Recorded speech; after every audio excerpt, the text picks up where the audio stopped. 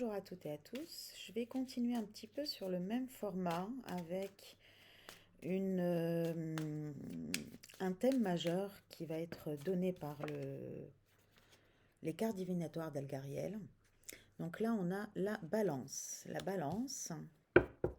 Et on va utiliser encore le tarot de Mucha, que j'affectionne beaucoup.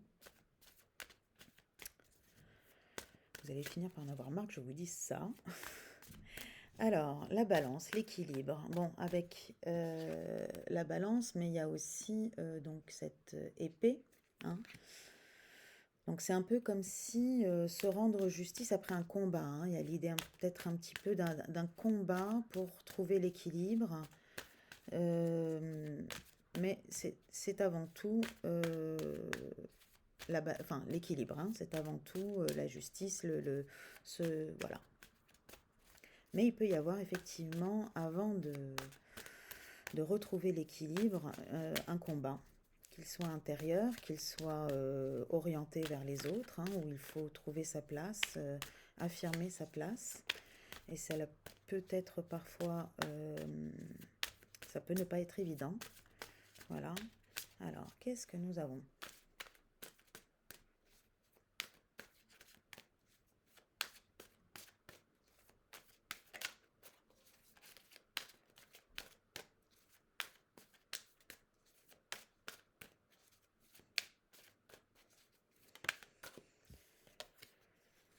Un as d'épée. Bah dis donc, il y a beaucoup d'épées. Il y a beaucoup... Bon, peut-être qu'il y a des combats quand même là. Hein, des combats intérieurs, j'entends. Ok, un as d'épée.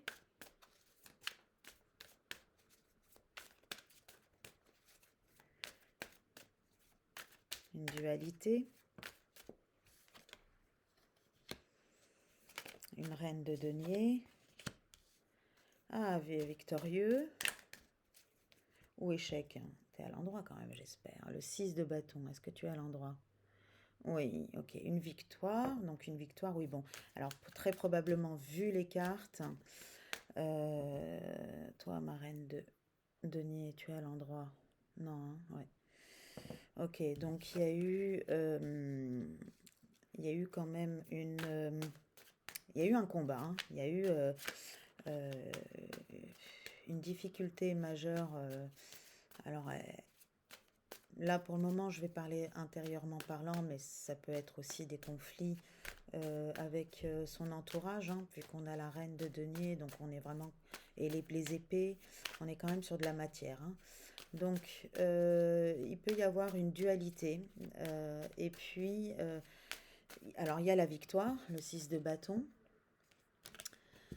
Mais la victoire, peut-être parce que grâce à cette reine de denier, donc grâce à cet équilibre que cette personne a trouvé dans la matière, n'est-ce pas, dans ses relations, dans sa vie au quotidien, à jongler ces différentes choses. Donc c'est par la matière qu'elle trouve l'équilibre, voilà, qu'elle gagne le combat. Hein. C'est probablement une personne qui pensait beaucoup, hein, parce que l'as d'épée est quand même très très intellect, très mental, donc c'est une personne qui pensait beaucoup et trouve l'équilibre, c'est-à-dire l'harmonisation de sa vie, l'harmonisation à travers ses actions dans la matière, à travers sa matière. Et effectivement, alors, elle réussit. Pourquoi j'ai un 8 de coupe à l'envers? Alors, elle réussit à quoi? Est-ce qu'il est à l'endroit? Non. Ah, ok. Oui, non, mais il faut toujours attendre un petit peu les cartes pour avoir une meilleure interprétation. Est-ce qu'elle est à l'endroit? Ouais, ok, ah non, oui. Ok, non, alors, ce qui se passe, ouais, bon, non, c'est une autre interprétation qu'il y a ici. Parce qu'on a le 8 de coupe à l'endroit, donc une personne qui prend son chemin de coupe, et on a le 9 de bâton à l'envers, donc une personne qui, quand il est à l'endroit, c'est une personne qui se protège, c'est une personne qui est dans le retrait, qui est dans voilà, qui se protège, hein, et puis à l'endroit, au contraire, à l'envers, au contraire, c'est une personne qui va s'ouvrir, qui va accepter sa vulnérabilité, qui va accepter de montrer sa vulnérabilité, surtout quand elle est associée au 8 de coupe. Donc c'est une personne qui accepte ses sentiments, hein, qui accepte justement le soleil et la lune, qui accepte ce qu'il est, qui accepte son cœur, son chemin de coupe, et qui y va. Hein, elle y va avec le bâton, donc elle y va avec l'intention d'y aller et avec l'énergie d'y aller, même si c'est un peu désertique derrière elle, hein, même si ça peut être un petit peu chaotique, mais elle y va dans son chemin de coupe, elle l'emprunte, c'est une personne qui emprunte son chemin de coupe et qui finalement dévoile sa vulnérabilité, hein, qui dévoile son, ce pourquoi, en tout cas, elle cesse de se protéger. Voilà. Donc, on va réinterpréter un petit peu les cartes précédentes. Vraisemblablement, et d'où la balance et d'où l'équilibre. Et effectivement, ça devait être un combat intérieur, c'est-à-dire entre ce que je pense, entre ce que je crois, ce qui est bien, mes peurs, mon mental, mon intellect, et mon chemin de coupe, et mes émotions, hein, ma vulnérabilité. Et là, donc, il y avait un vrai combat intérieur hein, entre les émotions et l'intellect, d'où, et donc avec un fort intellect, hein, donc une personne qui était très orientée dans la matière, qui était très pragmatique probablement, qui était, comment dire, qui justement organisait toute sa vie et trouvait l'équilibre dans tous les éléments de sa matière, c'est-à-dire la famille, le professionnel, les loisirs, etc., les amis, etc. Puis tout était très bien organisé, tout était très bien ordonné. Hein, c'est la reine d'épée qui ordonne et organise très bien sa matière. Mais justement, c'est quand même épée et denier. Donc c'est encore très, très, très déconnecté de ses émotions et de son énergie, de ce que la personne réellement ressent ou ce qu'elle veut.